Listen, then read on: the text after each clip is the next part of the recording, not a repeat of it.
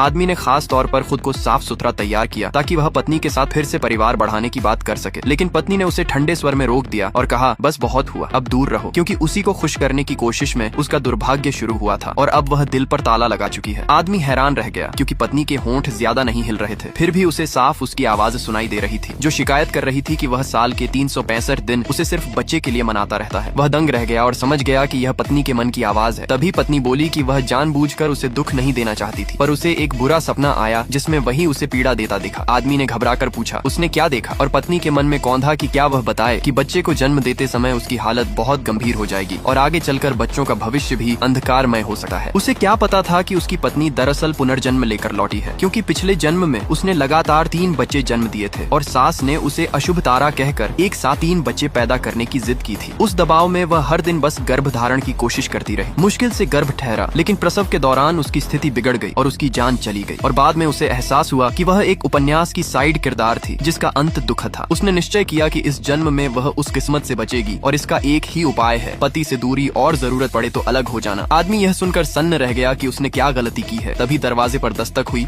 और नौकर ने बताया कि औरत ने 3 करोड़ खर्च कर शुभ भाग्य वाला सूप मंगाया है जिसे गरम गरम पीना होगा। आदमी ने कहा, अब से पत्नी पर बच्चे का कोई दबाव नहीं होगा और उसे अच्छा खाना मिलेगा। फिर उसे नीचे ले गया जहाँ वही फीका भोजन रखा था तो पत्नी के मुंह से निकल पड़ा कि क्या एक कटोरी सम्राट रेखाओं वाला बोस्टन लॉबस्टर सी फूड दलिया नहीं मिल सकता? और आदमी ने तुरंत आदेश दिया कि आगे से नाश्ता वहीं होगा। तभी पत्नी की नजर 3 बच्चों पर पड़ी जो ध्यान से खा रहे थे और उसे याद आया कि उसके जाने के बाद उनका बुरा अंत होगा। इसलिए उसने खुद चॉपस्टिक उठाकर बड़े को झींगा, दूसरे को मांस और छोटे को विटामिन व ब्रोकोली परोसा। बच्चे चकित थे क्योंकि पहले माँ उन्हें देखती भी नहीं थी। तभी बड़ा घुड़सवारी क्लास जाने लगा तो उसने रोक दिया क्योंकि कहानी में वहीं उसका पैर टूट जाता था। वह खुद उसके साथ अस्तबल पहुंची जहाँ भाग्यशाली नायिका मिली और ताना मारा कि तुम हमारे बेटे से भाग्य लेने आई हो। फिर पैसे और नई ड्रेस की मांग की। पत्नी ने भुगतान रिकॉर्ड देखकर समझ लिया कि वर्षों से उनका फायदा उठाया जा रहा है। तभी शरारती बच्चा बड़े का गेम कंसोल छीनने लगा और धमकी दी, पर उसने बेटे से कहा, अपनी चीज खुद बचाओ। अमीर औरतों ने चेतावनी दी कि भाग्यशाली बच्चे को नाराज करोगी तो अनर्थ होगा, पर उसने सीना तान कर कहा, उसका बेटा फू परिवार का वारिस है और कोई भी अपमान करेगा तो कानूनी कार्रवाई होगी। आदमी ने भी समर्थन किया तो नायिका ने सास के वादे की बात छेड़ी कि 2 साल में एक साथ 3 बच्चे नहीं हुए तो उसे घर से निकाल दिया जाएगा। आदमी चौंक गया कि उसे इसका पता ही नहीं था और जब नायिका ने अनुभव सिखाने के बदले पैसे और खिलौने मांगे तो पत्नी ने उसके अतीत की सच्चाई उजागर कर दी।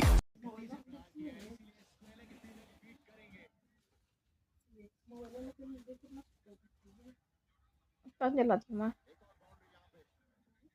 टॉर्च जलाती हूँ, जला दो।